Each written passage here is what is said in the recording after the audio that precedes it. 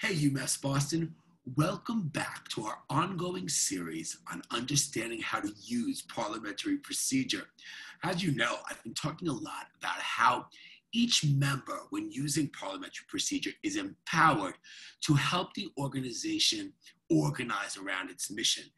And how do we do that? Organize around our mission by making sure our organization puts forth the right motions, directing the organization to the best actions. Today, we're going to talk about how you can influence or help the organization make sure it puts forth the best motions. So let's get right to it. Let's talk about how you might use making a motion to refer. Now, when would you use a motion to refer? Well, you would use it kind of in two instances. One, when the motion becomes too complicated, right? The main motion on the floor has now become complicated because there's been lots of amendments that the members have put forth. And you'll recall, we discussed in our last session about how to make an amendment. You can make numerous amendments to a motion, and sometimes it gets long or confusing, right?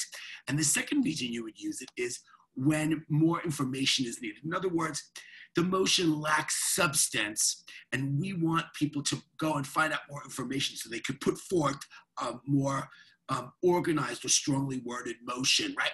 So the motion may be made to refer to a committee for study or redrafting, right? So to look into information or rewriting it.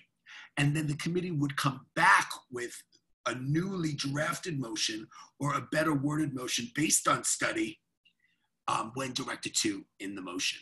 So now, when you make a move to refer, it's debatable. The assembly can decide whether or not we should refer it, right? And a majority vote would be required to pass it. So let's get into a real life situation. You're at your meeting, and there's been lots of conversation for a long while on a motion that's been on the floor. There have been many amendments, many suggestions to add things to it, and this motion is the result, and I'm going to read it to you. I move that we explore travel programs to Africa, mostly Central Africa, during spring break of this year, which will include information on airfare and decent and safe lodging around $1,000, and if not, that's not possible, to look at potential travel experience for the summer, preferably in August before the next academic year. Now, you're hearing this as the motion on the floor. You agree that we should be doing these travel programs. You support it, but you feel this motion is too long, too wordy, and too confusing, right? What can you do? Well, you already know what you can do. You can simply raise your hand. When you're recognized by the chair or the president of the meeting, you can say, I move that we refer this motion to the travel committee for editing by the next meeting. Boom. Immediately, the presiding officer will ask for a second. Someone seconds it, right? Then what will happen? There will be debate.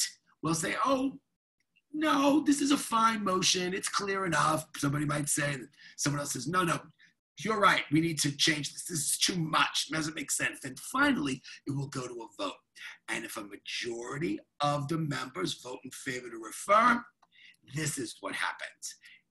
The travel committee will take that long motion, work on it, and return to us with an edited motion for the next meeting, which then will be put on the floor, and we will discuss that motion, which again could be amended or changed, but they'll take some time outside of the meeting to work on the correct wording. Now, if you have a big organization, right, you have 20, 30, 40 people in a room, it's really hard to work on wording in a group that big. So doesn't it make sense to refer to the group to kind of fix it, tighten it up, have it make more sense, right?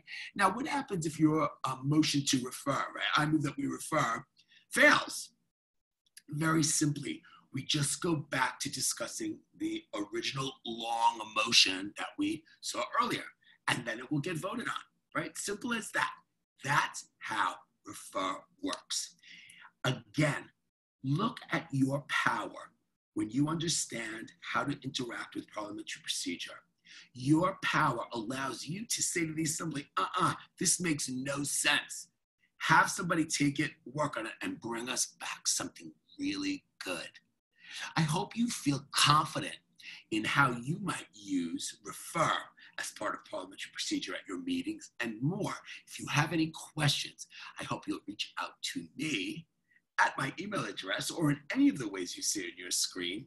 I'd be happy to discuss, refer with you, or anything else related to parliamentary procedure. Stay tuned because there's another video helping you understand better parliamentary procedure coming soon. Thank you so much and have a great day, UMass Boston.